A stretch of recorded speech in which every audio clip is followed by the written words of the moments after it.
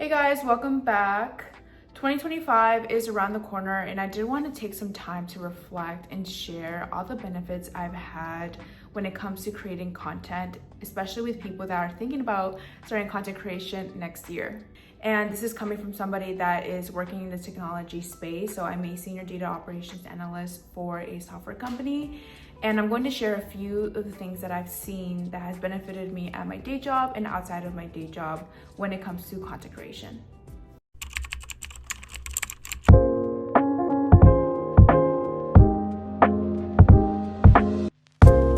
I wrote a few things on my laptop, so if I'm looking here, that's what I'm looking at. But number one would be content creation actually helped me land my current job. And I'll explain. So 2 years ago, a girl had reached out on LinkedIn to me and she told me that she had found me on TikTok, and we basically created a coffee chat, and I had learned that she was also a first-gen Latina working in the technology space. And we basically just shared with each other what we do at our current jobs and shared information about each other. We ended that conversation. We just stayed in touch. I believe she added me on Instagram, but fast forward a year later, she had reached out again and she had told me that there was a team near her sister team that was hiring, and it requires a skill set that I had. So she asked me if I wanted a referral. I told her yes, because you should always say yes to all opportunities that come and see what happens. So I said yes. I got an interview. I did the whole interview process and I took the job just because it was a role bump. It was a pay bump. I think it was like 20K more. And I was also going to be doing something a little bit different. And I also was getting to like my 2 to 3 year mark at my current workplace. So usually people, especially earlier in their career, they usually jump companies around the 2 or 3 year mark. So it was the perfect timing. That being said, if you think about it, I technically got my job through social media, because if it wasn't for social media, I wouldn't have met the girl, or my video wouldn't have came across the girl that had referred me and added somebody within my network.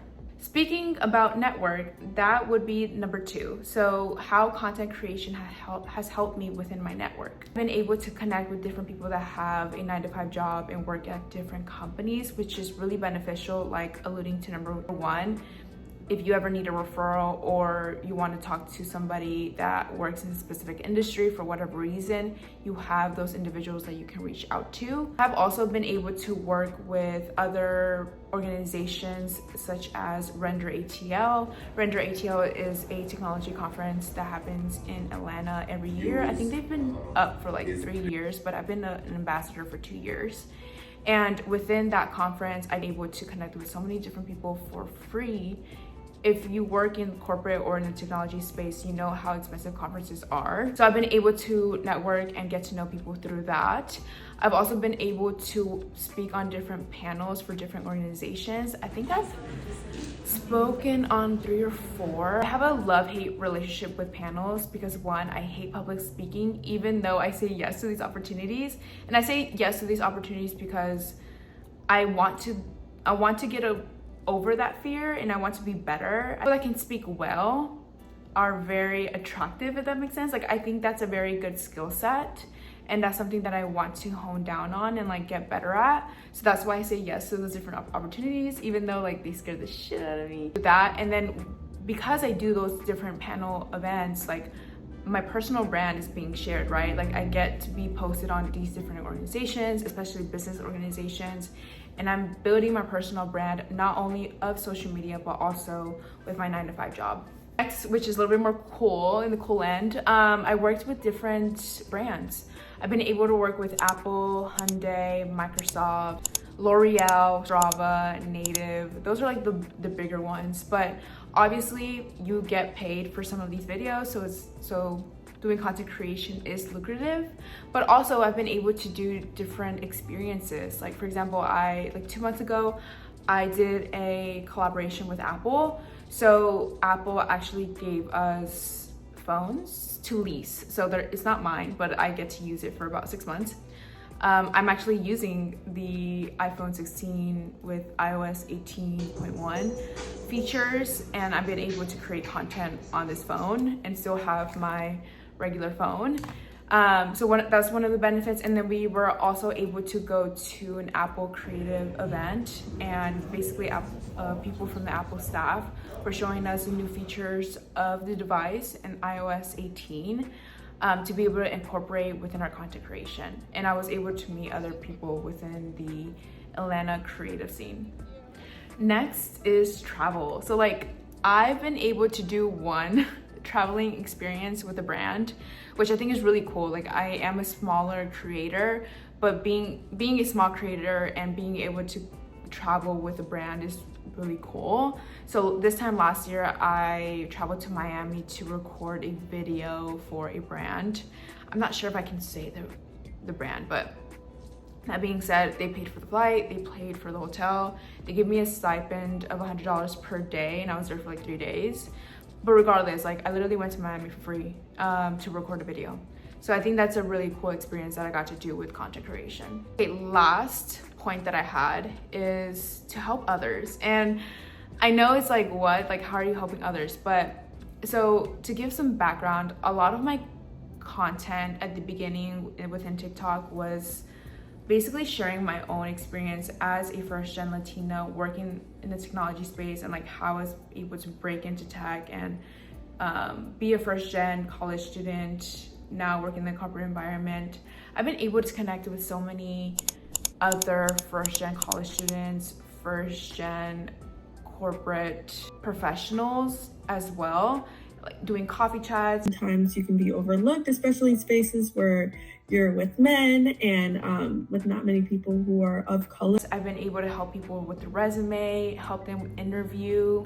I've just been able to see or mentor other individuals and get the representation specifically of Latinos within the corporate environment. And that is so rewarding, because at the end of the day, I was in their shoes at one time, and this is the whole reason why I started content creation.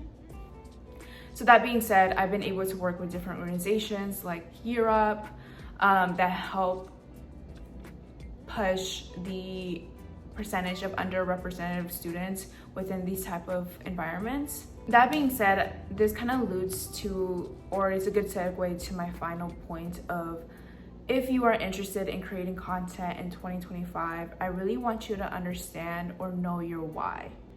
I think because of the blow up of content creators and people trying to push content out, we get really lost as to why you're creating content. And I think one of the things that has kept me consistent, I would say that I wasn't as consistent in the beginning, but as I was growing my platforms and understanding the algorithms, and obviously just trying to navigate and balance my 9-to-5 job just with life, etc., I've just been learning how to create a routine of this. I think I've been able to be consistent just because I've always had a why. And my why has always been to be able to help others, just like others have helped me when I was a undergraduate student, a first-gen Latina in these spaces, because I want to help increase that representation and just make sure that I can be, at the end of the day, a role model for others, and get more people that look like me in these spaces. So I hope these different benefits can maybe influence you to start content creation, because I really think that there are so many benefits to doing this, even as a side job on top of your 9-to-5 job or whatever job that you have, or if you're a college student as well. So I hope this video at least somewhat influence you to start content creation in the next year, and I'll talk to you guys in the next one.